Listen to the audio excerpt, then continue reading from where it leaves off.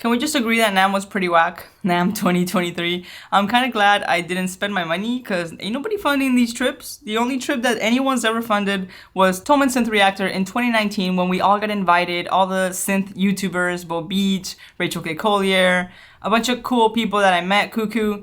That was the only trip that has ever been free in this whole 8 years of YouTube. So like my trips to NobCon, NAMM, all this stuff. Well, I've only gone to NAMM once, but NobCon and all that stuff, guess who funds those? This girl right here, and goes and films and shows you guys cool stuff. So, you know, just so you know.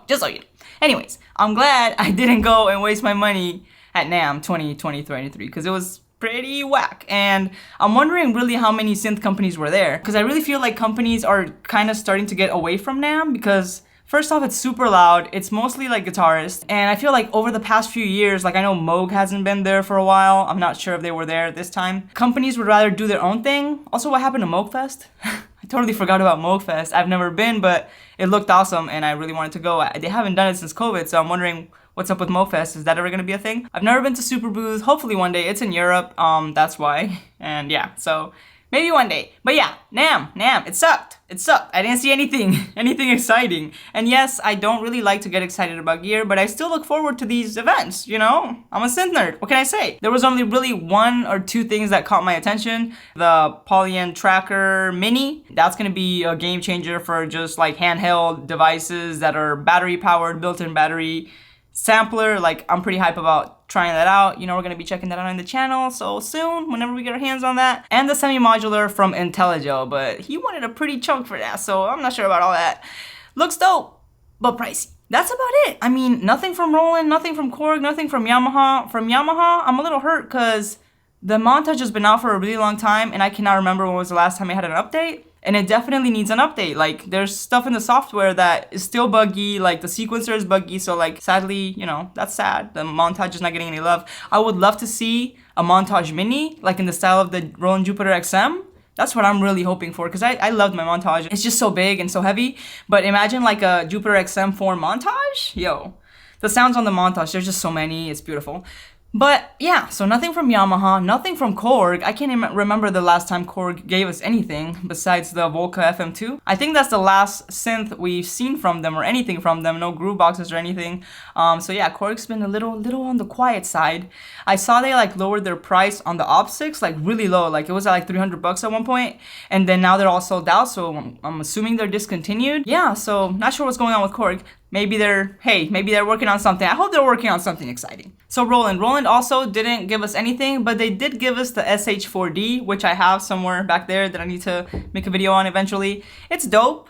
It definitely needs some work with the performance aspect of it, but it's really dope. Like, it sounds really good. Like with anything Roland. Like, the problem with Roland is never the sound. I feel like it's always the interface. I love my SP404, but still, I only use like the resampling method. Even with like all the pattern updates and all the DJ mode and all this extra stuff, I still only use the resampling method because they refuse to do the only thing that everybody asks for, which is, I just want to record into a pad. I just want to press a pad, set it to 4 bars, and record and not have to worry about setting the start and end point. Like, why can't I do that? Why is it so complicated? So yeah, so that's my gripe with the 404, and I love my 404, but like they keep giving us all these updates, DJ mode, this and that. Like, I'm not using that. I don't know if y'all are, but I'm a OG SP404 user and I'm not using any of that stuff. I do want to like at least give the pattern mode a chance with all the updates and the sequencer, but I just don't have the need for it. Like, I make music on my SP how I make music, so I don't know. Electron, nothing from Electron, maybe a software update that I think maybe for the syntax or something, I don't know. Maybe I'm making that up. The syntax was the last groove box that Electron had made, and they also like priced it more expensive than all the other ones. You guys know that like the Digitech started at like $6.99, now they're going for like $8.99. But that's with everything, like everything has gone completely ridiculous over the past few years. But yeah, the syntax, to be honest, I wasn't really like into it. I just didn't really like the sounds of it. I don't know. I would love to see like analog keys keyboard, like MK2 or like a keyboard style, but not like the Mono Machine type keyboard like they did with the Digitone. Like, that was such a L. Like, those are gone. I haven't seen those in a while, but those were going for really cheap, like around the price of a regular Digitone, you know, the long keyboards. It's just like such an awkward keyboard. And I used to have the original mono machine, but I had like some problems and I ended up selling it.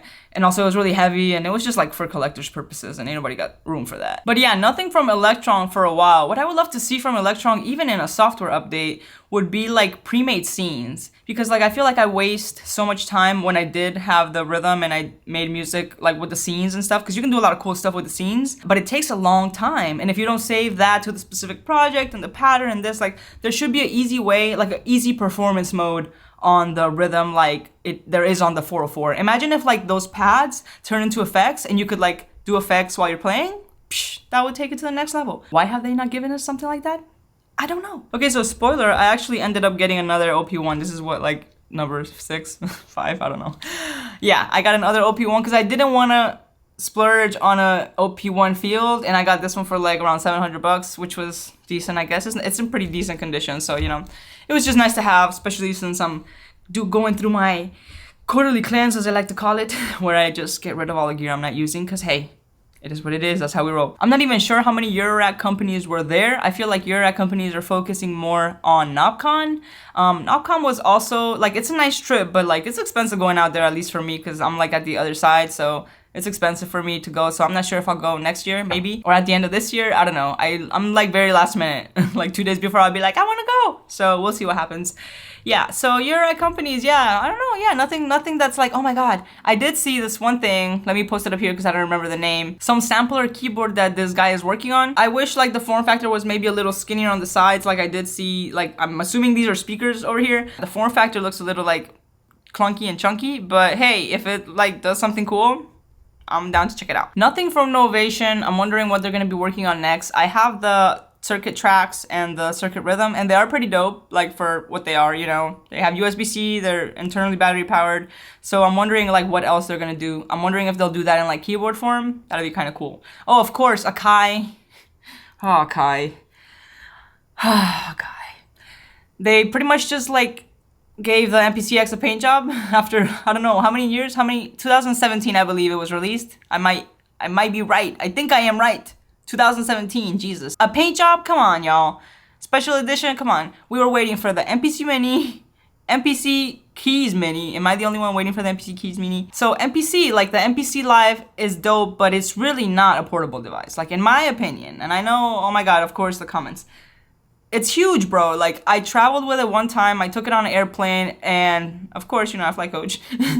And there was no room. Like, just getting out of my bag, I'm like, ugh, over here jamming. Like, it was huge. Like, it's not something portable. Like, this is portable, okay? So, like, imagine an MPC, you know, that thing, that'd be like a dream. Give me an MPC this thing, that'd be a dream. If I'm asking too much, okay, maybe a little thicker. But, yeah, like, there's no need for this big, huge thing. I don't need all these, I don't need full-size, I don't need 2 full-size MIDI outs. Does anybody? Like, for a portable device? Come on now. For the MPCX, hey, 7, I don't care, whatever you wanted to put in it. But for something that's portable, I want an MPC Mini, I want it thin, I want it feature-packed, I want it portable, I want it battery-powered. Please do not give me anything that is not battery-powered in 2023. I'm done. USB micro, that's another thing that I'm done with. Like, no company should be using USB micro in 2023. USB-C. Who do I need to write to? Arturia did not give us anything either. Like I said, I don't think companies are like rushing to get things out for NAMM because they've seen how it worked out. I think they saw how it worked out with the MPC one, that they just released it and it wasn't ready because this MPC software has like gone its way in the past 5 years. At first it was horrible. Now it's usable. So maybe that's what companies are doing. Maybe they're not rushing to get things out of NAMM, which I appreciate. Maybe they're just all going at their own pace because, you know, less competition maybe. But yeah, nothing from Arturia. Also, what's up with the Push 3? Because I got the Push 2, but come on, baby. That's been out for a minute. Like, we ready for an update. Jesus. Did I miss any other, like, big synth company? Waldorf? Nothing from Waldorf in a minute, yo. What happened to Waldorf? Oh, my goodness. I think it was, like, the Straight Fate. Actually, Waldorf got bought by Korg. So what's up with that? Synthspiracy.